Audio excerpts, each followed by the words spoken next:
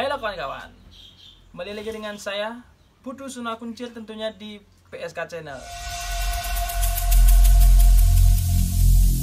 Every single day I'm gonna make something great. That's my way. Every single day I'm gonna make something great. That's my way.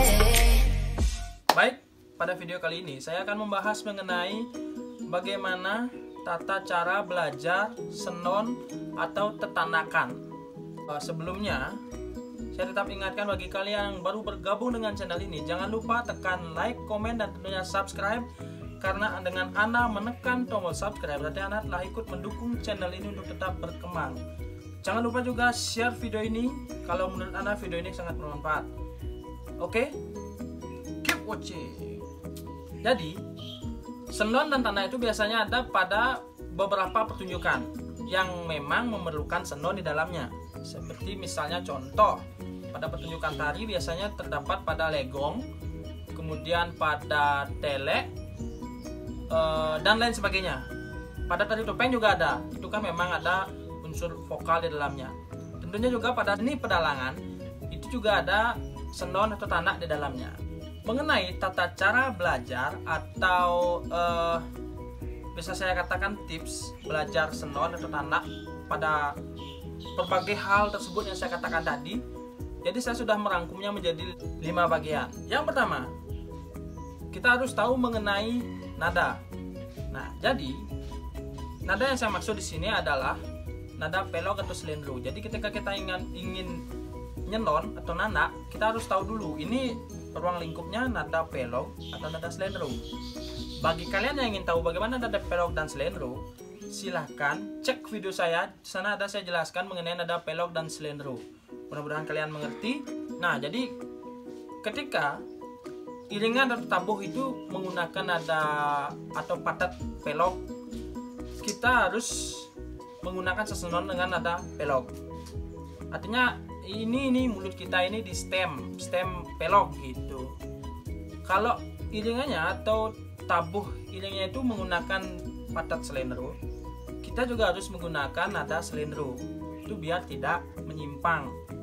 Yang kedua, kita harus tahu gending atau tabuh iringan yang kita senon, yang kita tanak, yang kita nyanyikan. Nah, jadi ketika kita ingin menanak atau nyenon, kita harus tahu dong, ini tabuhnya gimana, kemana, seberapa. Itu kita harus tahu.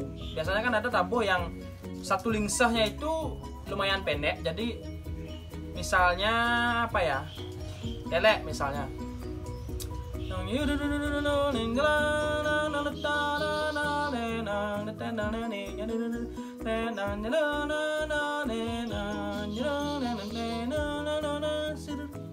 sedemikian satu lingsah. Jadi satu lingsah itu termasuk pendek.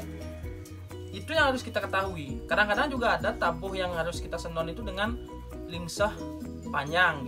Jadi biar nanti senon atau nyanyian tetanakan kita itu tidak, dalam istilah Balinya, nganang. Nganang itu artinya nadanya itu ke barat atau ngauheng, senon kita ngangineng. Ya istilah kerennya itu nyelekak, itulah di tengah-tengah itu loh, nyelekak itu kan nggak, kurang bagus didengar sama telinga gitu. Jadi kita harus tahu tabuh dan gendengnya.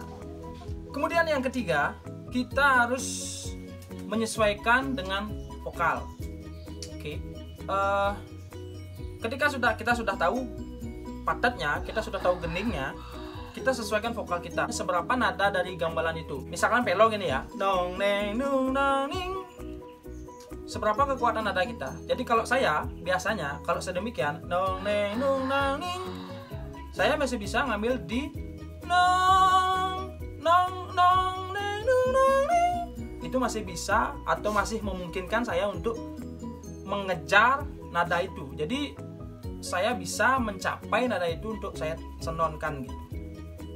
Nah, ini tentu sangat penting karena ketika kita tidak mengukur kemampuan kita dalam nyenon, maksudnya kita tidak tahu kemampuan nada kita, nanti maka gendingnya itu tidak akan nyampe gitu. Misalnya suara kita rendah nih atau besar, suara kita besar, tapi nadanya agak kecil, tapi kita paksa. Nah, ketika ngambil nada yang tinggi, di sana tidak akan nyampe dan sangat kentara. Jadi kita harus mengukur kemampuan kita sendiri. Jadi seberapa kita mampu untuk nyenon. Kalau emang suara kita besar, gimana cara kita untuk mengakali? Nah, itu yang penting. Jadi yang penting itu kita bisa mengimbangi nada dan tahu seberapa kemampuan kita. Yang keempat adalah mengenai kata-kata. Nah, untuk kata-kata itu sendiri bisa saya katakan sesuai dengan konteks senon yang ingin kita nyanyikan. Jadi misalnya kayak legong, itu kan ada beberapa bagian tuh, misalnya dalam legong, misalnya ada peson, terus ada apa lagi ya di sana ya? Ada kayak pengajum, terus ada tetangis juga di sana sebenarnya kan. Terus ada siat. Nah, jadi berdasar bagian-bagian itu kita harus tahu kata-kata yang sesuai dengan adegan-adegan tersebut.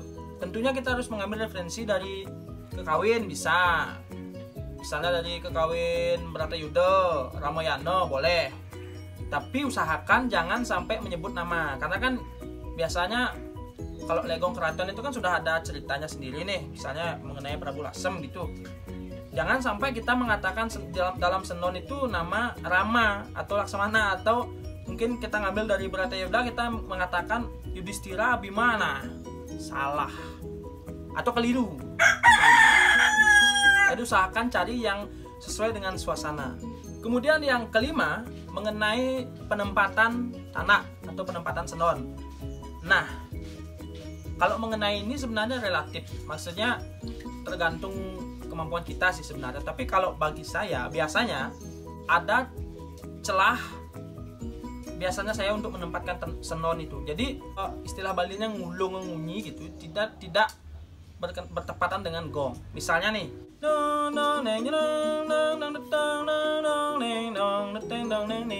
kan itu palatnya di sana ya.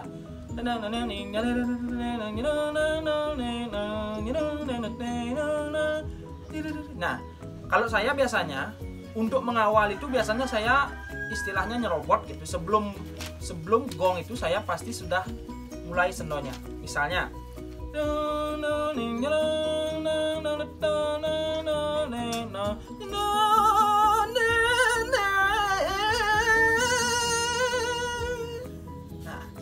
jadi mulainya itu sebelum gong atau sebelum palet, dan selesainya itu setelah palet gitu. Maksudnya ketika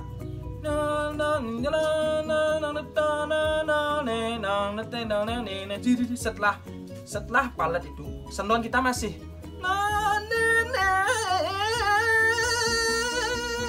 nah, kita panjangkan lagi sedikit untuk mempermanis biar enggak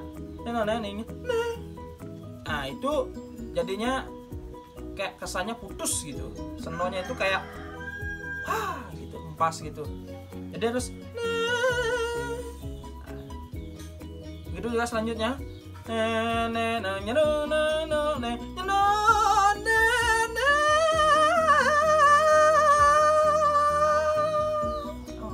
Jadi setelah palat atau gong, senon kita masih dilanjutkan lagi sedikit.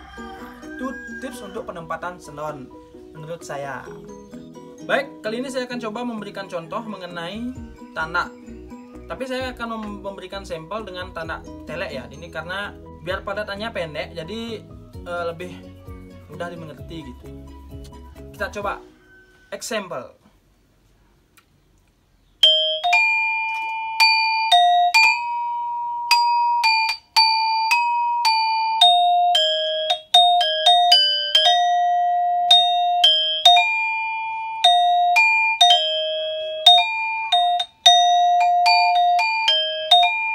Sudah palet.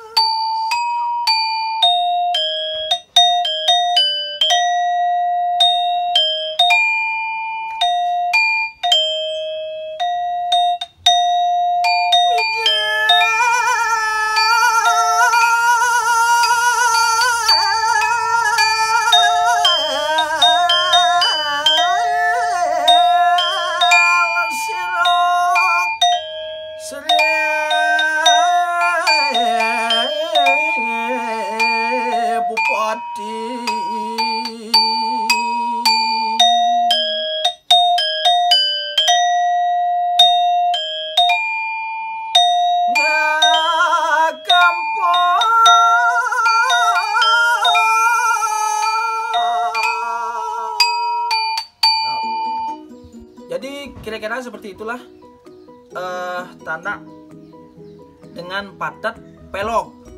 Oke, sekarang kita akan coba, saya akan peragakan tanak dengan patat slendro.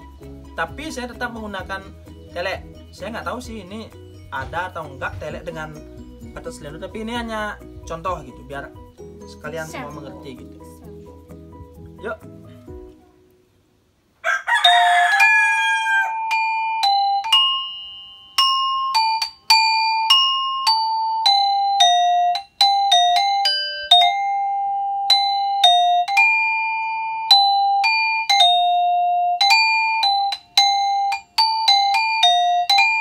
Itu satu patat, satu ilah.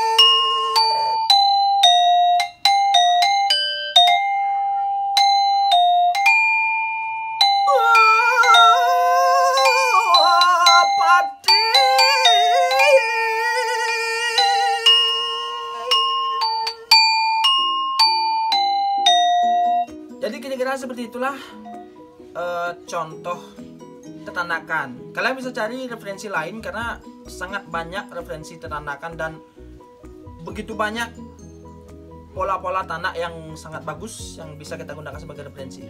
Jadi video saya tadi itu hanya contoh gitu. Kira-kira seperti itulah. Kalau nada pelog kita gunakan vokal pelog. Kalau nadanya slendro kita juga mengikuti dengan nada slendro. Seperti itu kawan-kawan. Demikianlah video ini. Jangan lupa like, komen, dan tentunya subscribe. Dan share bila perlu kalau menurut kalian video ini sedikit bermanfaat. Kita akhiri kali ini. Sampai jumpa. Salam. Salam PSK.